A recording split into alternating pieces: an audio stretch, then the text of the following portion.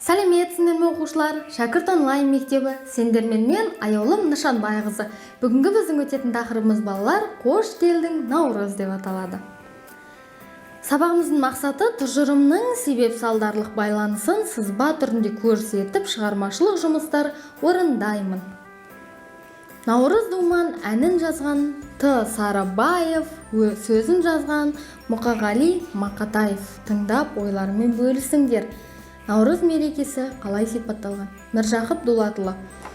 1885-1935 жылдары ақын, жазушы, Қостанай облысы Жангелдин ауданы Қызбел ауылында дүниеге келген. Азамат, терме, оян қазақ, тағы да басқа да кітаптары бар.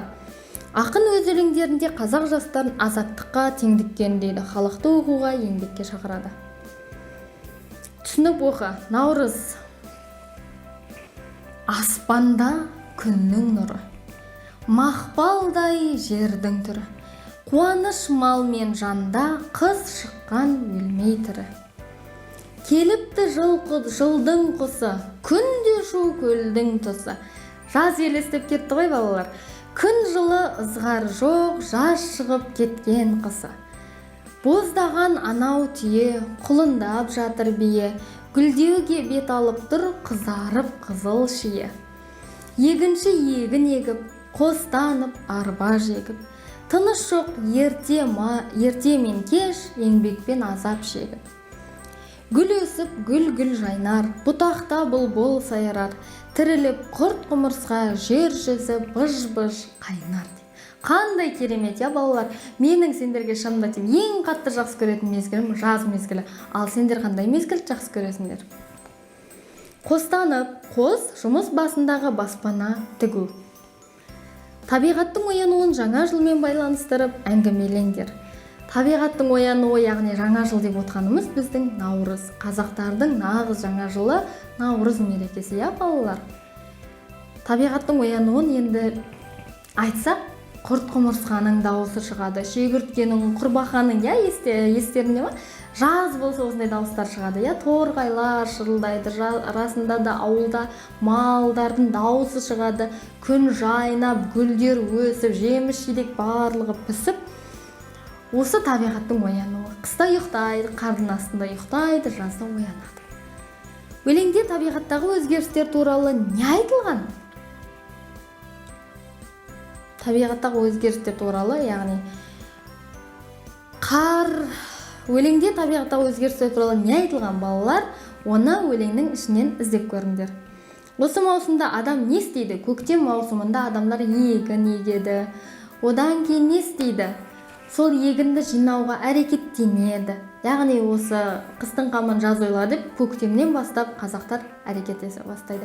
Яғни адамдар. Құрастыр, өлеңдегі жыл құсы тіркесіне анықтама жаз.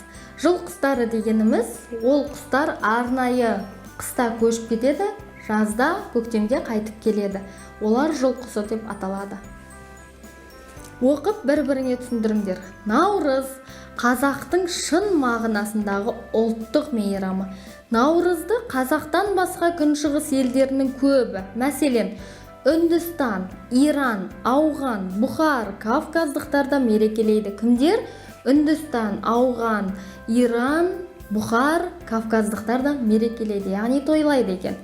Бірақ бұлардың бәрімен салыстырғанда Наурызды біздің қазақтың мерекелеуі айрықша, сыйымды, артықша дәлелді. Неге десеңіз, Наурыздың 22-сінде күн мен түн теңеледі. Малсыз қазақтың күні бар ма? Сол малын аман сақтау үшін еңбек сіңірген қазақ жаздың жеткеніне қалайша өзгелерден артық қуанбасын. Жаздың басы жаңа күн Наурызды қалайша мейрам етпесін. Әрине, Наурыз мерекесі балалар өте тамаша мереке, я? Орында қою әріппен берілген сөйлемнің мағынасын сызба немесе сурет арқылы бейнелеңдір. Наурыздың 22-сінде күн мен түн теңеледі. Күн мен түнді теңестіріп, әдемілеп сурет салсаңдар болады. Оқушының жазғанына қара, көп нүктенің орнына тиісті сөзді қойып оқы. Міне көптен күткен көктемде келіпті. Ауылдың малы төлдеп, апам отыр. Жоқ. Ауылдың малы төлдеп жатыр.